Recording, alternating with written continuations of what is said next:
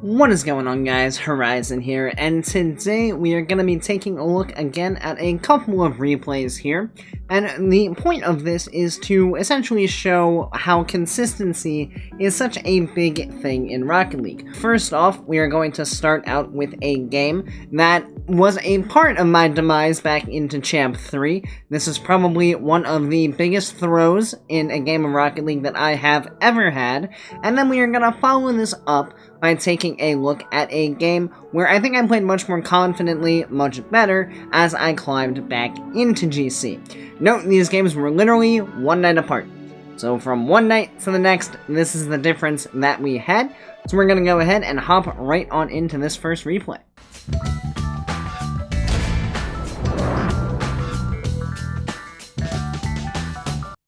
So one of the big things I'm looking for when we're looking at this replay is just general hesitation, slow play, things of that nature. Because when I'm not playing as consistently, I feel like I just have a tendency to play slower and with less confidence. So we'll see what happens as we go along. Now, this game does have a pretty good start to it from what I remember. It's just things kind of go downhill towards the end, and that's putting it lightly. So far, so good. Just kind of keeping pressure in the corner. Nothing too crazy going on. Making sure we steal that boost. So one thing we're going to see pretty early on, though, is just, like, my teammate clearly has this ball, and yet I'm just taking my sweet time, not really turning aggressively. This is the things we're going to kind of see. Just not, like, why am I so slow? Like, make a decision and do something. Like, I'm kind of just inching forward. Like, I don't know what I want to do. Which is never a good sign. We do get a goal here. See, that's what we want to see. That commitment into the aerial like that. That's great. However, I don't think we're going to see a whole lot of that. I think we're going to see more hesitation as things go along. Or, you know, I'm just going to miss the ball. Luckily, my teammate gets back, but that was a questionable situation. But yeah, so the year's kicking off here pretty well. I haven't had too much excitement happen as of yet. But, you know, we're kind of chilling, vibing out, trying to maintain GC, and so far it has not gone well. But, you know, things happen. I think the beginning part of this game has actually been pretty good. It's been pretty much expected. This is another situation where I'm just kind of, I mean, in fairness, I have no idea what my teammate's doing there. But just kind of indecisive about whether I should stay or go back. And I feel like any time you're confused as to what your teammate's doing, the best play is always just to leave. Because at the very least, if you leave, you're at least in a defensive spot. If you stay and end up either messing your teammate up or just kind of sitting in a place where it's pointless for you to be there, you're kind of going to end up in a situation where you can't really defend anything. And you'll notice the defensive positioning just seems a little off, in all honesty. Like, I feel like I'm not putting myself in spots where I can actively defend anything that happens. Like, right here, I commit all the way back into net. Whereas if I just, like, chill still facing the backboard, I can cover a lot more options. Also, this is what I mean. This is precisely what I mean. I get stuck in... So, okay, I start to follow this out. Like, don't go. Don't go. He's on the ball. Either go or don't go. Don't inch out. One of the two. Don't be a moron. Go. Don't go. Go back. Do something. Not that. Literally did nothing. And that's the main problem we're gonna see. That's a big problem. Because some days, I feel like I'm just super confident, willing to challenge the ball, do whatever. And then other days, I do things like that. Which is just awful. And then, it's not hard to wonder why I get stuck in C3. Because I have days like this, where I do not play to the same standards as a GC. And it's noticeable, too. Like, on the days that this happens, it's very noticeable even to myself, but I don't know how to fix it. Like, I try to mentally get myself to play to that higher level, but what ends up happening, I think I just have a tendency of just kind of going through the motions. Like, you ever have those days where you're not really thinking about what you're doing in-game, and it's kind of just like, ah, yes, this is Rocket League, which means I do this and do that. And you're not really thinking about what you're doing, you're kind of just doing things. which is a bad habit to get into, and it's a habit that I struggle heavily to break. It's a big habit, and I think if I break it, I will be much better off overall. But it's something I really struggle with right now, so we're gonna keep looking for solutions for that. But again, I'm kind of just doing nothing this game. Like, it doesn't feel like I'm making any plays that are actually gonna help my team. Like, I had that one play early on where I had that shot, and that's been the only thing. Like, there was a decent pass. But, again, like, I'm creeping up, but he clearly has the touch, so I don't know why I'm getting so close when I can see what's going on. And then again, just giving away possession, the decision-making just seems off. Like, I had space there, I could have picked up the ball on a dribble, done more with it instead of just hitting it really softly forward. Big surprise. Hitting the ball softly right into your opponent, typically not what you want to be doing, as it turns out. You know, my thousands of hours of Rocket League experience would tell me. And there's another missed opportunity. So, here's the thing. So, right, we see this. So he goes up, he meets that guy. Right here, like, he is going for this. Fine. The only person who's going to get a touch on this ball is Fire, which means I should follow this play up, just in case he misses. I am having way too much faith that he's actually going to score that, and then when he misses, I can't attack this ball, because the defender's there. So now I have to kind of retreat, and I got too heavy of a touch, so I give away possession again. This has just been rough. Rough for sure. Teammates behind me, so good early challenge. Probably didn't need to jump at that either. Again, not a good first touch. Now we're both up. Kind of a mess. Don't go. Oh! You know, sometimes it's painful to go back and watch your replays. But now let's notice something. So, you know, this happens, we double commit. But my teammate wins 2 challenges. And now, he scores with 1 second left. Now, you would assume, from this position, that you would be perfectly fine. You know, you're chilling, you're up 1 second left. Not a whole lot that can really go wrong from this position, right? Surely. Like, literally, off the kickoff, all you need is for the ball to just touch the ground 1 time. Just once. All you need. And then this happens. Yep. Yep. Yep. So lots we could have done better here. Number 1, I don't know why I played a standard kickoff. Probably should have just killed this ball. And instead it went up. And then my teammate challenged. And then I can't get back. So that's pain. But hey, we still got overtime, right? Like, surely we don't run into any problems here, right? Surely this isn't an issue. Surely we can go ahead and regain and take back the lead and get this win, right? That is to be expected. Again, not sure what that was. But hey, we got the challenge, we're downfield. We're pressuring the ball a little bit, making him do something. Again, look at the hesitation. It's fantastic. Look at my teammate being confused. And there it is.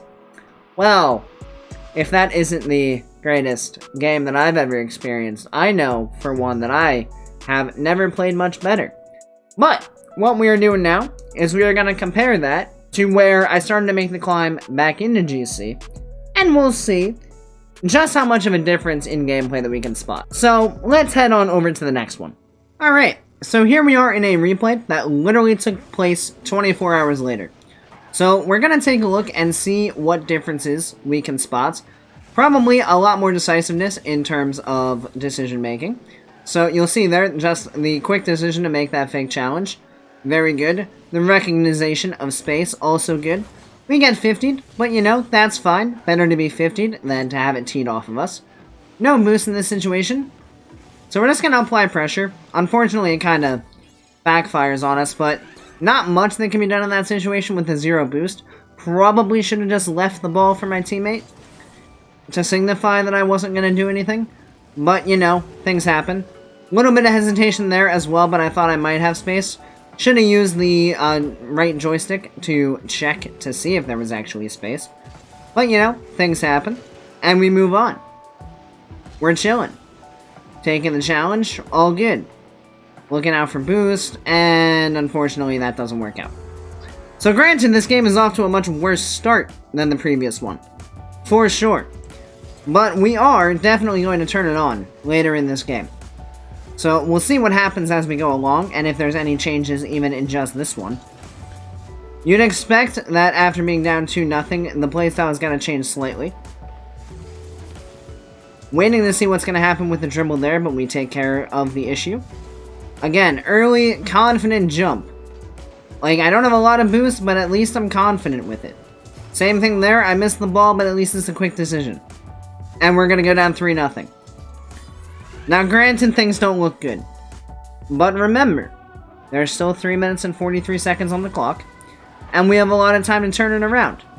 So whatever's about to happen, we basically need to find ways to channel that ability and be able to use it whenever necessary. Because I seem to have two states.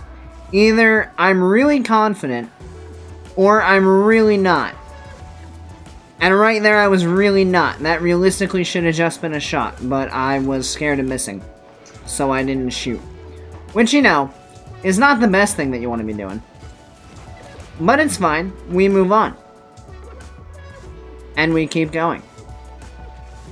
Still got 3 minutes. Only down 2. Totally winnable.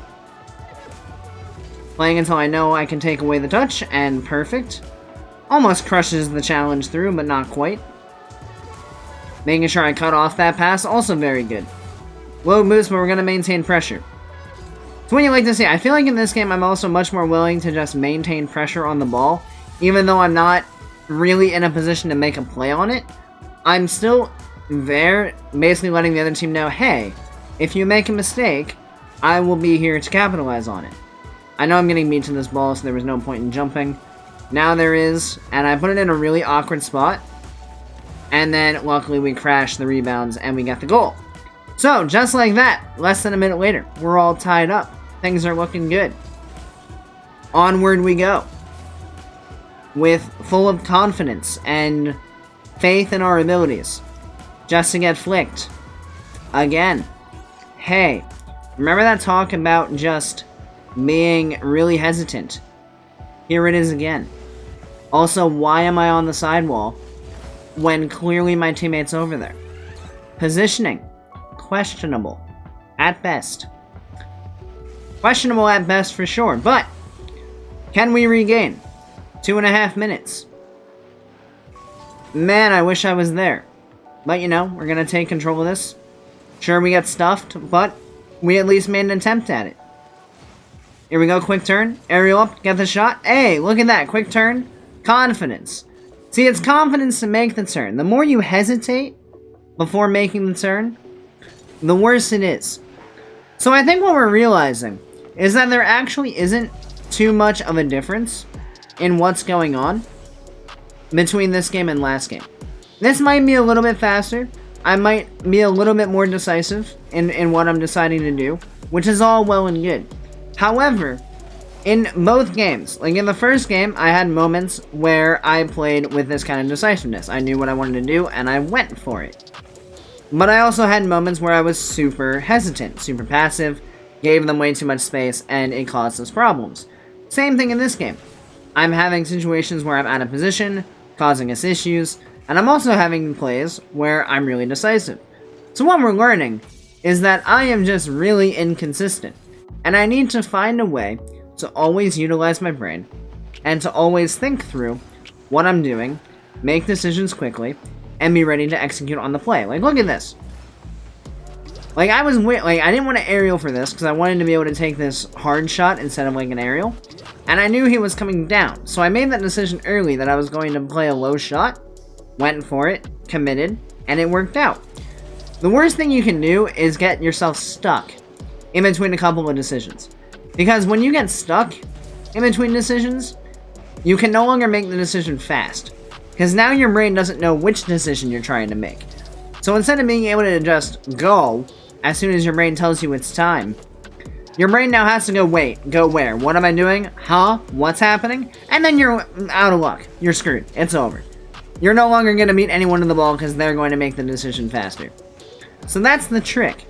It's being able to very quickly make the decision that you want to go for. and then execute on it as fast as possible.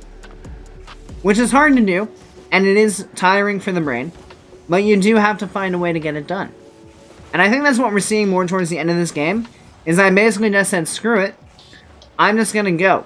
Whatever my first instinct is, I'm gonna do it. If my instinct is wrong, so be it. But at least, even if the decision is wrong, at least the decision I made was a fast one. Because the only way you're gonna get better at making decisions fast is to make decisions fast, and then learn from the mistakes of those decisions going wrong. Because if you make decisions slowly, you're just gonna get beat out.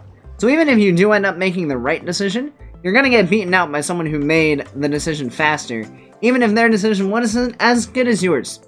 So that's the takeaway here. Make decisions fast equal play gooder. Simple as that. Rocket League. Really easy game. Make decisions fast, play gooder. All you need to know. So that will wrap it up for today's video. I do hope you guys got something out of that discussion around consistency and decision making in Rocket League. And of course, before we wrap things up for the day, I do just want to take a quick moment to give out today's subscriber shout out, which today will go to Gianluca Ficara. I am sure I absolutely butchered that, but I just want to thank you so much for being subscribed to the channel, as I greatly appreciate it. And if any of you are interested in receiving a subscriber shoutout of your own, all you have to do is click that bright red subscribe button right down below, darken it out, turn it that nice gray color, as I select a random subscriber to shout out in every single video. With that all being said, thank you everybody so much for watching, as I greatly appreciate it. If you enjoyed the video, give it a like, hit that subscribe button, and turn on notifications. If you guys have any video ideas, suggestions, anything you'd like to see on the channel, go ahead and drop those down in the comments below. As always, I look forward to checking those out.